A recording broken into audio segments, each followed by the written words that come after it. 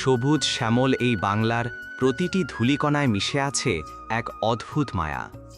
শহরের যান্ত্রিকতা থেকে দূরে ইটের ওপর ইট সাজানো দালানের বাইরেও একটা জগৎ আছে, যেখানে ঘড়ির কাঁটা মেপে জীবন চলে না, চলে জোয়ার ভাটার টানে কিংবা ঋতুর পরিবর্তনের সাথে তাল মিলিয়ে। আজ আপনাদের নিয়ে যাব তেমনই এক চিরচেনা গ্রাম বাংলার প্রান্তরে। দেখুন কাদা জলে মাখামাখি এই মানুষগুলোর দিকে। রোদ চিরে আসা সকালের প্রথম আলো যখন এই কর্দমাক্ত জমিতে পড়ে, তখন মনে হয় যেন মাটির বুক চিরে উঠে আসছে আগামীর কোনো এক বড় স্বপ্ন। এই কাদা কোনো ময়লা নয়, বরং কৃষকের কাছে এটিই হলো পরম পবিত্র মাটির সোনা। একটু খেয়াল করলে দেখবেন এখানে কাজের কোনো ছোট বড় নেই, বয়স্ক থেকে তরুণ সবাই একাত্ম হয়ে লড়ছে। ওই যে দূরে পাম্পের গর্জন শোনা যাচ্ছে, ওটা শুধু একটা যন্ত্রের শব্দ নয়, ওটা হলো বেঁচে থাকার লড়াইয়ের ছন্দ।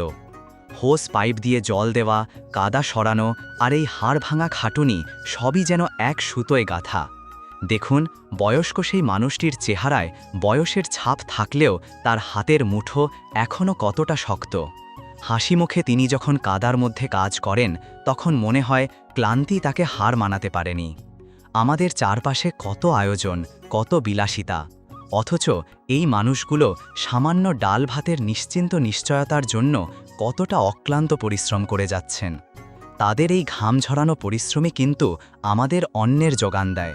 কাজের ফাঁকে ফাঁকে চলে একে অপরের সাথে হাসি ঠাট্টা আর গল্প।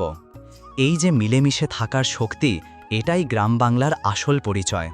কেউ পাইপ টানছে, কেউ কাদা সমান করছে, আবার কেউ বা ক্লান্ত শরীরে একটু জিরিয়ে নিচ্ছে। প্রতিটি মানুষের চোখে মুখে এক অদম্য জেদ, মাটিকে জয় করার জেদ। প্রযুক্তির এই যুগে আমরা হয়তো অনেক এগিয়ে গেছি, কিন্তু মাটির সাথে এই গভীর সংযোগ এখনও আমাদের ঐতিহ্যের শেকড় হয়ে আছে। এই দৃশ্যগুলো দেখলে মনে পড়ে যায় আমাদের ফেলে আসা শৈশবের কথা, যেখানে বৃষ্টির দিনে কাদা মাখা ছিল পরম আনন্দের এক উপলক্ষ। দিনের শেষে সূর্য যখন পশ্চিম আকাশে হেলে পড়ে, এই মানুষগুলো তখন বাড়ি ফেরে। শরীর হয়তো ক্লান্তিতে নুয়ে পড়ে, কিন্তু মনের ভেতর থাকে এক প্রশান্তি। আজকের দিনটা সার্থক হয়েছে। বাংলার এই বীর সন্তানদের জানাই গভীর শ্রদ্ধা, যাদের ঘামে ভেজা মাটিতে ফলে সোনালি ফসল আর টিকে থাকে আমাদের এই প্রিয় বাংলাদেশ।